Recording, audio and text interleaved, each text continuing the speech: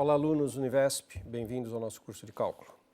Em continuidade ao estudo de máximos, mínimos, crescimento de funções, hoje nós vamos falar de concavidade do gráfico de uma função e aplicações para gráficos de funções. Vamos fazer o primeiro exemplo de gráficos e depois continuar com gráficos na próxima aula. O estudo é muito rico em aplicações, muito lindo, muito elegante. Então vamos falar de concavidade para começar.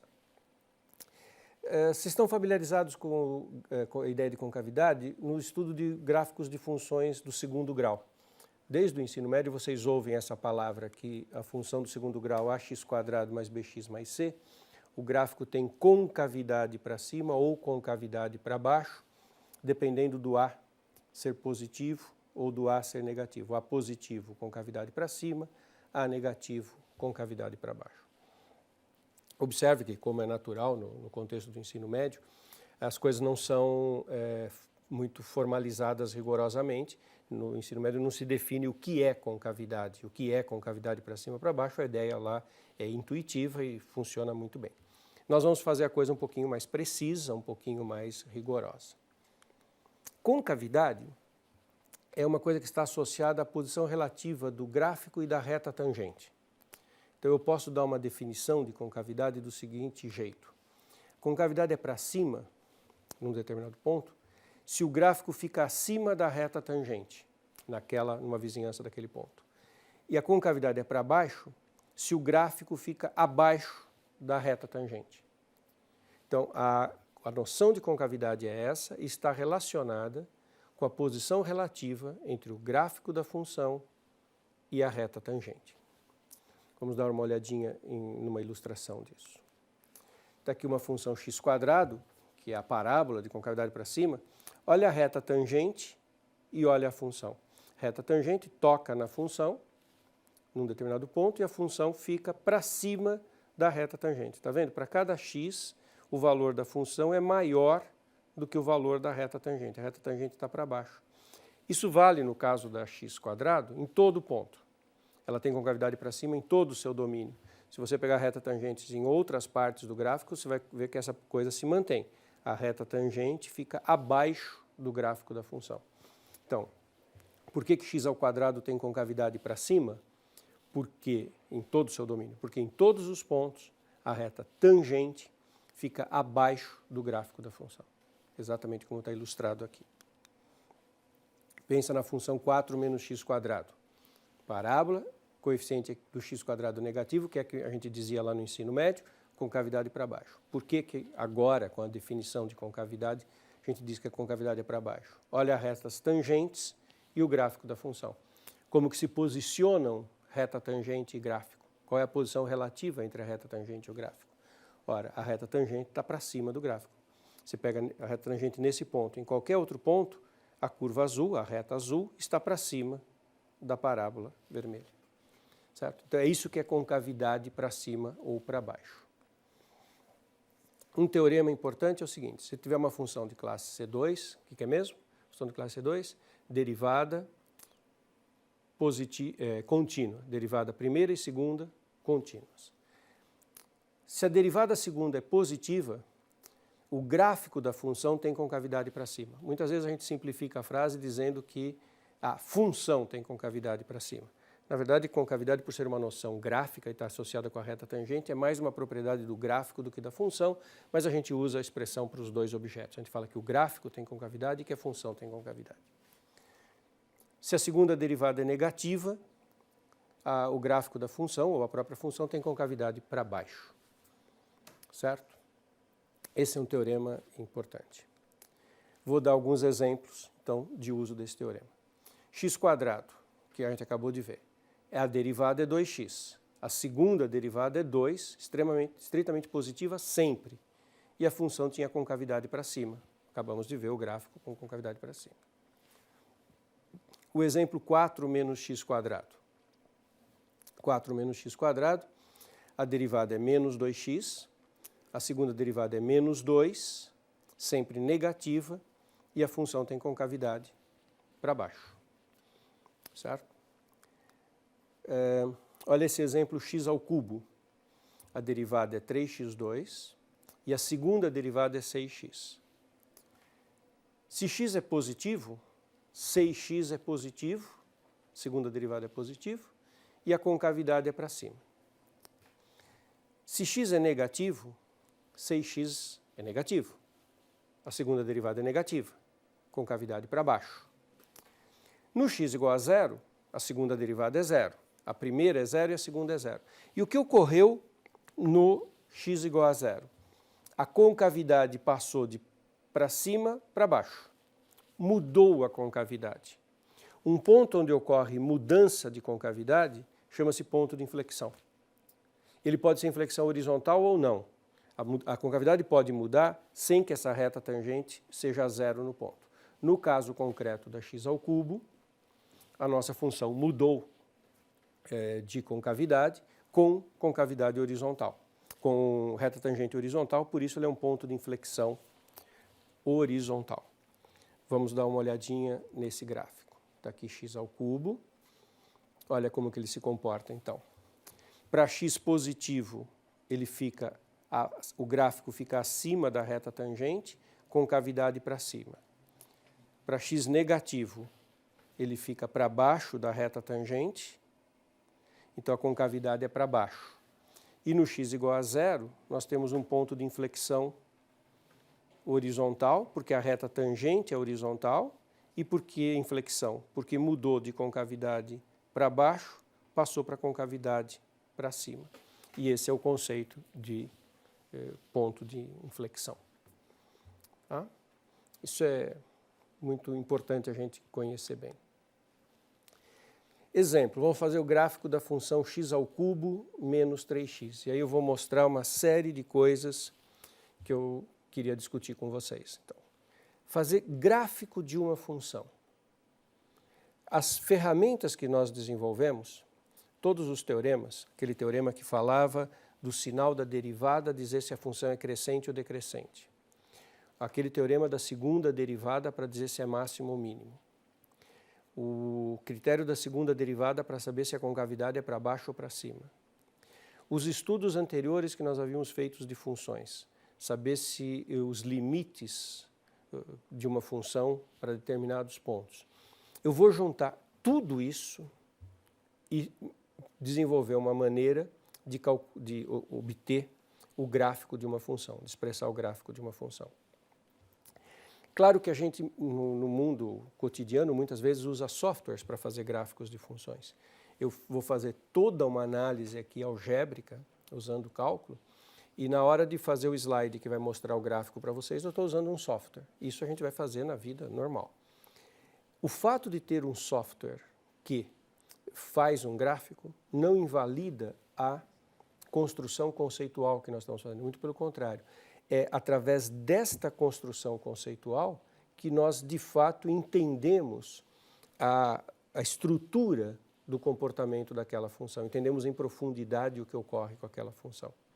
Então, as duas coisas convivem e as duas coisas são importantes. Saber fazer a análise conceitual, que eu vou fazer em seguida, e ter um software que vai te ajudar a fazer um gráfico bem feito, bonito. E hoje nós vivemos num mundo em que essas coisas estão disponíveis, são muito acessíveis e claro que vocês podem e devem usar esses softwares. Existem muitos softwares gráficos que são completamente grátis e estão disponíveis na rede para vocês usarem. Eu gosto muito de dois, um chama WinPlot e o outro chama Graphic, e vocês podem usar qualquer um deles, mas existem outros disponíveis. Tá?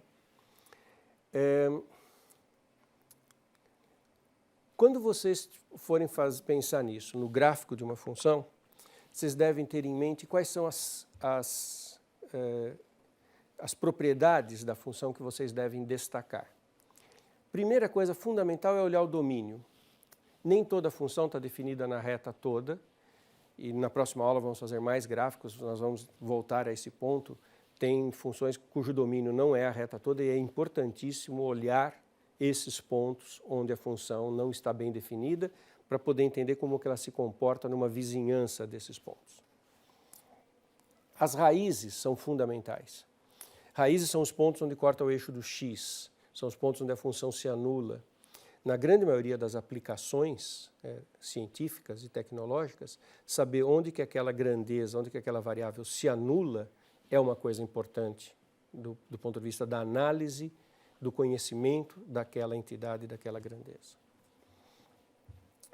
Os pontos críticos são fundamentais de se analisar numa função. Então, nunca devemos perder de vista que nós precisamos analisar os pontos críticos. O sinal da derivada, analisamos os pontos críticos, daí analisamos o sinal da derivada. Eles vão fornecer o crescimento e o decrescimento de uma função. São aqueles teoremas que nós vimos nas aulas anteriores. E analisar o crescimento e o decrescimento são fundamentais para poder entender o gráfico da função. Os pontos de máximo e mínimo também dão uma visão importantíssima da função. Concavidade, é fundamental que a gente observe no gráfico a concavidade. E os limites notáveis, que vocês vão ver no exemplo, o que eu quero dizer com limites notáveis, para cada exemplo a gente vai ter alguns limites importantes para analisar.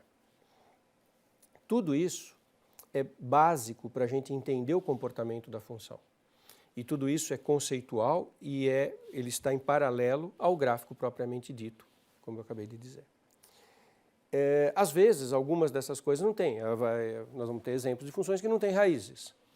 Vai ter alguma função que não tem ponto de máximo nem de mínimo.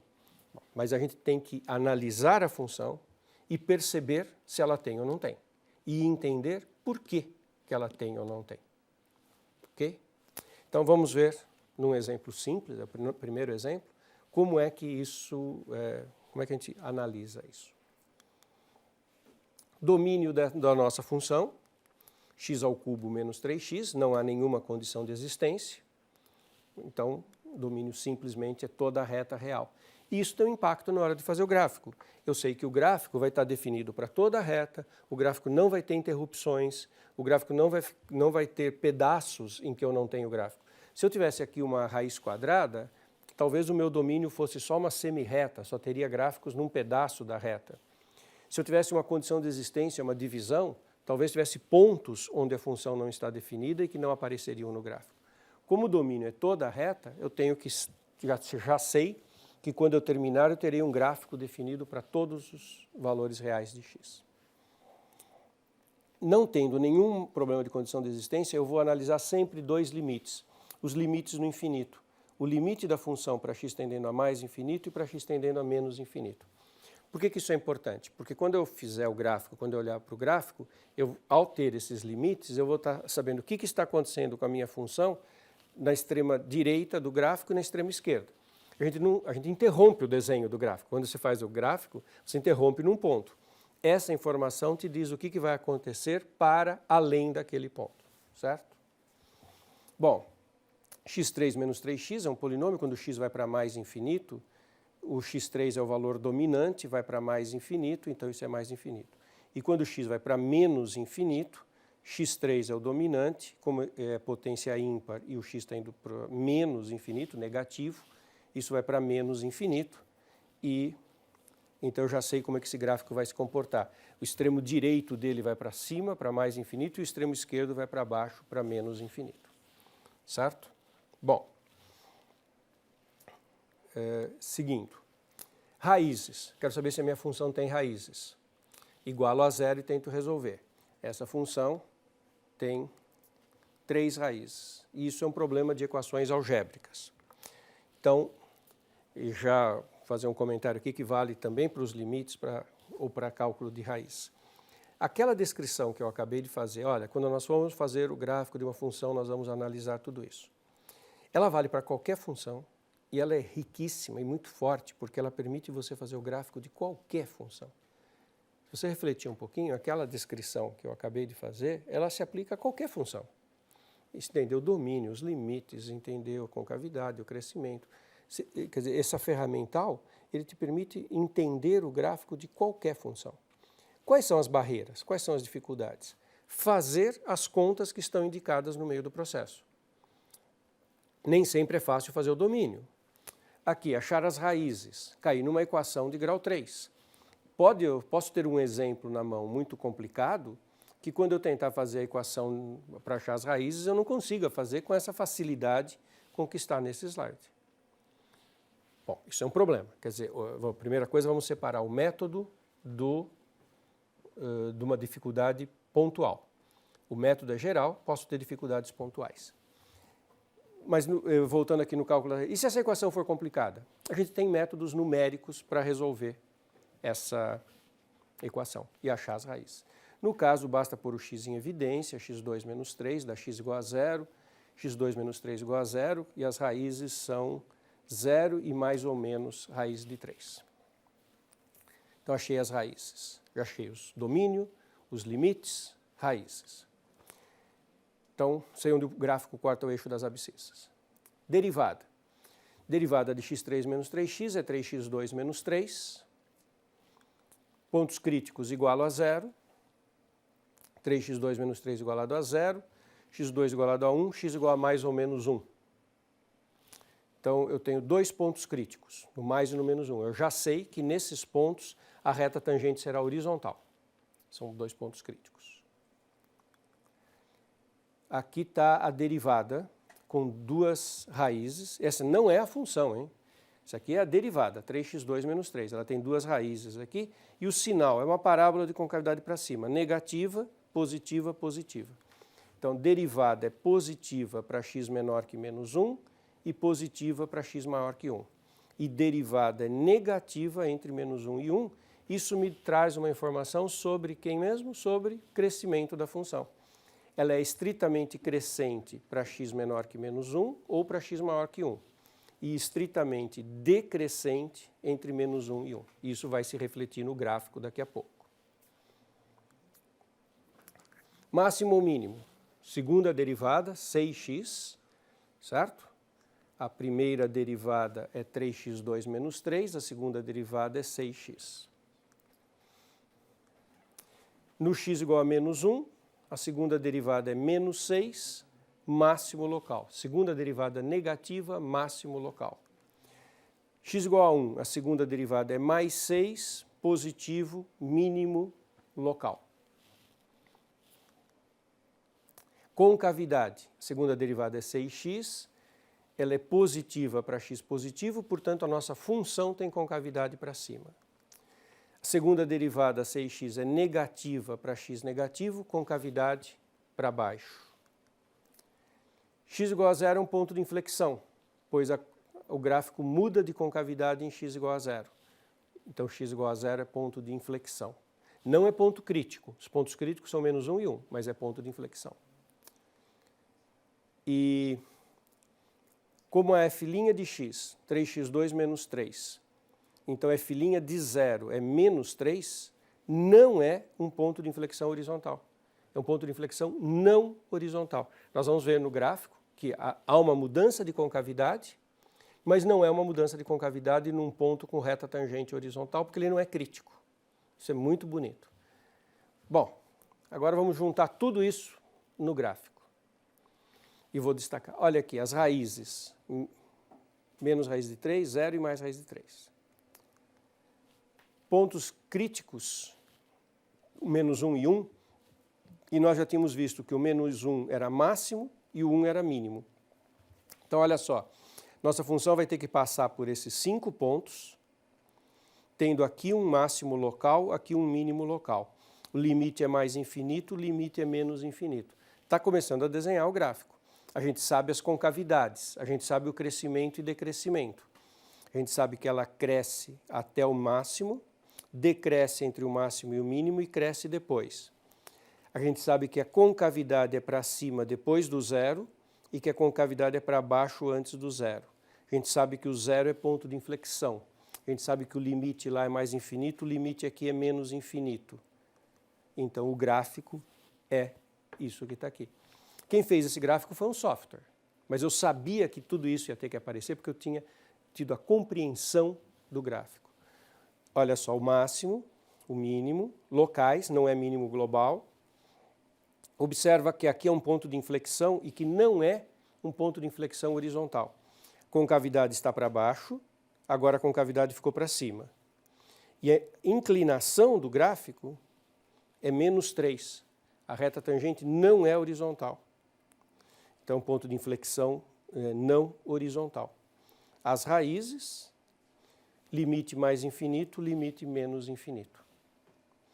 Então, esse é um exemplo muito simples. Na próxima aula nós vamos fazer exemplos um pouquinho mais elaborados, mas em que toda a força desta técnica fica visível, como que essas ideias todas que nós analisamos permitem você fazer essa radiografia do gráfico de uma função.